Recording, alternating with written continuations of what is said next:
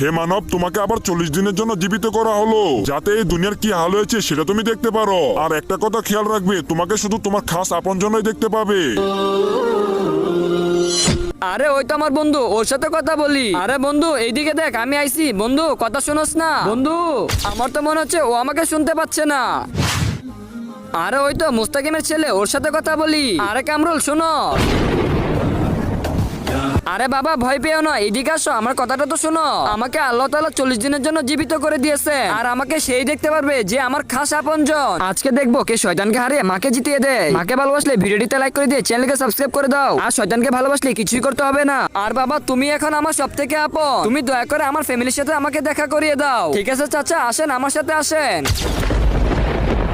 চাচা ওই দেখেন আপনার ছেলে বসে আছে। আরে শান্ত, তুমি এখানে বসে জুয়া খেলতেছো? তুমি কি ভুলে গেছো যে তোমার বাবা কত